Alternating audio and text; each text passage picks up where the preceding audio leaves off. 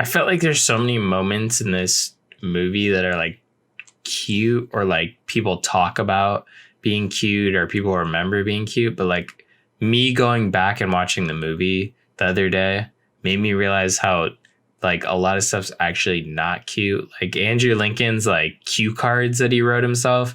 That's just creepy.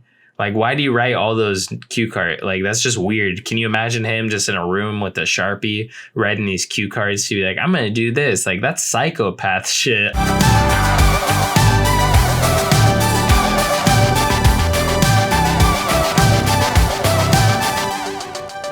Drive-By Movies here. My name is James. My name's Blaze. And it's the Christmas season, and it's time to get into some Christmas movies. Never have I ever seen Love Actually.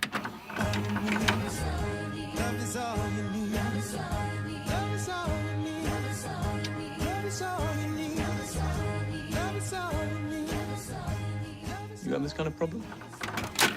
So, Love Actually is directed by Richard Curtis. It came out in the year 2006, and it follows the lives of 8 very different couples in dealing with their love lives in various loosely interrelated tales, all set during a frantic month before Christmas in London, England. So it is a movie that I hear a lot of the times. Y'all know, if you watch any of these videos, that I am a Christmas nut when it comes to Christmas films. I've seen them all. No, I haven't seen The Christmas Prince, actually, so I haven't seen them all. But I've seen a majority of Christmas movies. I devour Christmas movies. But I do hear oftentimes people being like, Love Actually is my favorite Christmas movie.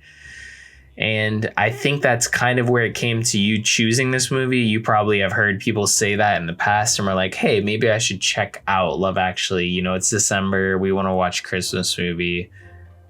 But I would love to know what you thought. This is my second time watching it. This is your first time watching it. What did you think with your first time watching Love Actually? Well, first off, I guess I can see why a lot of people think that this is their favorite Christmas movie, or if it is their favorite Christmas movie. Didn't mean to say think, just like I can see why. There is a lot to like about it, but me personally, just like I couldn't really stand it. And the fact that you said there's 8 couples, like I'm just like, oh my God, there were 8 different storylines going on. There were really only 2 or 3 that I was invested in. And luckily they were the main ones, I'd say. But there's, well, actually, no, only really 2 of them I liked. There were a couple like short ones and stuff, but there were like things wrong with each one that I did like, though. Like flat out, my favorite story is Liam Neeson and his stepson. Like I thought that was just the sweetest one. And I think that's the one that most people talk about within this movie. I hope so. I remember on Tumblr is the Andrew Lincoln one that like a lot of people would post about, and I hated that one a lot. And there's just like a lot of other ones too. There's just, I couldn't believe how many actors were in this movie. I was just like, holy crap. Like it's fun and it's a different Christmas movie, but first off, 2 hours and 15 minutes. Oh my gosh, this was a chore getting through. And just like I said, there were really only 2 stories that I really cared about. Like there were other ones that were fine. There were some that ended on such a weird like note where I was just like, wait, what? Did I miss something? Like Alan Rickman and Emma Thompson's storyline. I was like, how you just, what just happened? Like what's going on within this story? Like you're just going to end there? And like, I like the intro. That was a fun intro. And I like the way it came full circle at the end where it began and stuff. And I like that a lot of the stories, like, you know, came together towards the end. A lot of groups knew each other. But yeah, it just didn't work for me. And like, there's some moments I liked, but I watched it. I'm glad I did. Now I don't think I ever want to watch it again. But how was it for you rewatching it? Sorry to make you watch it again. But if you liked it, then cool. Yeah. I felt like the first time I saw this movie, I didn't mind it as much. I felt like this time rewatching, I was like, wow, everyone in this movie sucks. Like I felt like everyone had some issue with them, whether it's Andrew Lincoln's character, who's literally in love with his best friend's wife, like new wife. Like it just felt so weird. Like, can you just keep that? Like there was no good of him, like telling her that he loves him. Just keep that shit to yourself. That was not cute also, like yeah, that's not cute. Like I'm sorry, you got to move on, bro. Like you lost, like there's enough time before the film. Like we start the film at the wedding. There's enough time before the film where he should have resolved his feelings, you know? It just seemed ridiculous. Like that story, I'm only talking about that one, but I felt like every story in this movie, every little vignette had just some type of issue. You mentioned Alan Rickman's character. That one was just like, why is this even included? It's just such a downer. Like it ends just on such a downer note. And I felt like when it comes to Christmas movies, earlier this week we watched Fat Man, and like we kind of maybe didn't feel like we loved the film that much or liked it that much. It wasn't like bad, but it just wasn't our favorite. But at least that movie wasn't such a downer. And that's like playing the realism aspect, where this has very many like fantasy kind of aspects, where some stories that shouldn't be resolved the way that they are resolved that way. And then some are just like, wait, why'd you even resolve it that way? It's just so unnecessarily like negative for a Christmas film, something to get the whole family together and have a good time.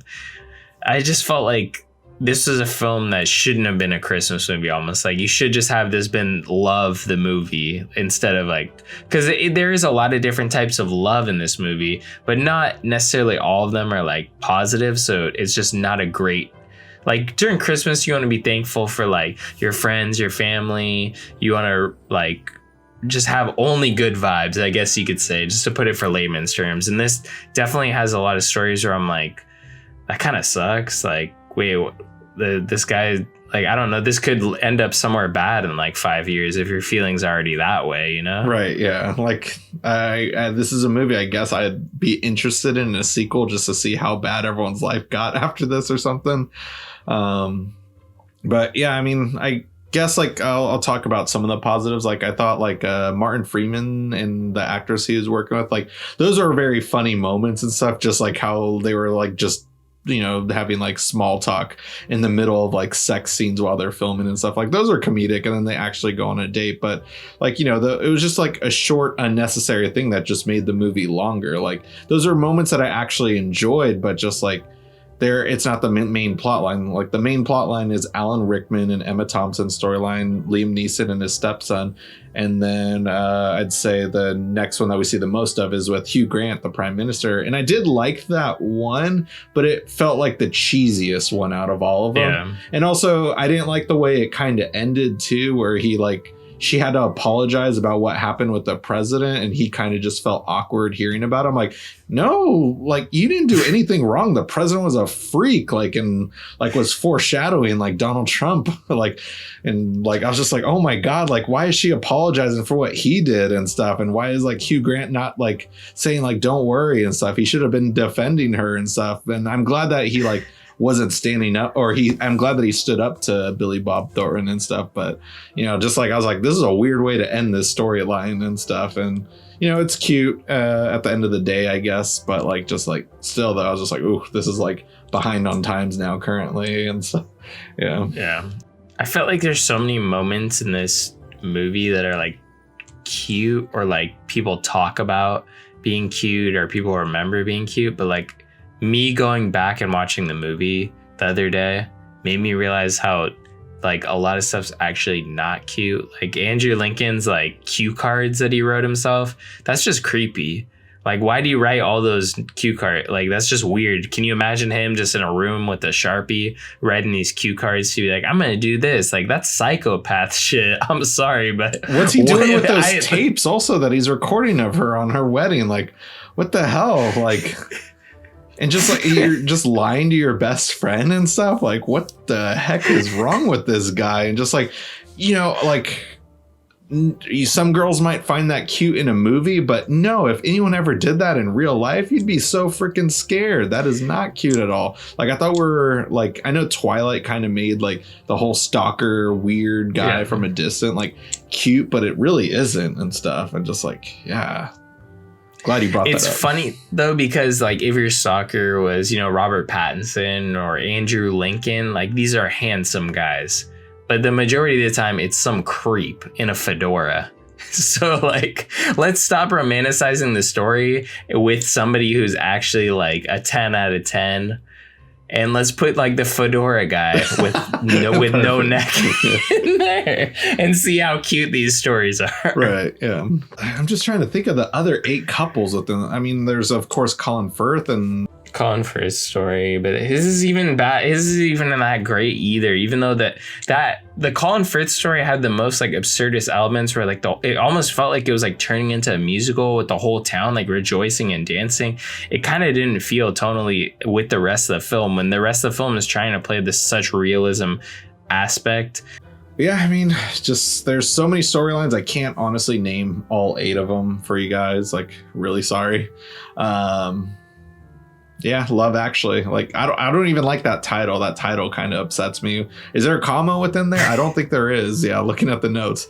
Is it Love, comma, Actually? Or like, I think it's supposed to be, but I don't think it is. I think on the poster it's not. Yeah, that's infuriating. So, if it's a Christmas classic, cool. But I'm glad that you enjoyed this one. It is a different Christmas movie. I haven't seen a Christmas movie like this, so give it applause for that. But just, it didn't work for me. I'm glad I got to see it. I can see why people like it. It just didn't work for me. It's just one of these overrated movies, in my eyes, at least. But can't say I recommend it. But if you haven't seen it, if you are just curious, like, great way to help support us is by watching it through our Amazon affiliate link in our description box below. If you have already seen it, I mean, it is technically a classic. Let us know what you thought about it. Are we right or wrong? Leave a comment telling us. We want to keep the conversation going. I mean, I'll just be honest, it's not a Christmas classic. But anyways, guys, smash that like button. Go ahead and hit the subscribe button. Click that notification bell to get all of our latest updates. Yeah, and after doing that, if you can't get enough of us here on YouTube, you can check us out on Twitter. You can also check us out on TikTok. Oh, and also on Instagram. All those links are down below, so check those out. And that's going to conclude this week's Never Have I Ever. Tune in next week for a brand new video.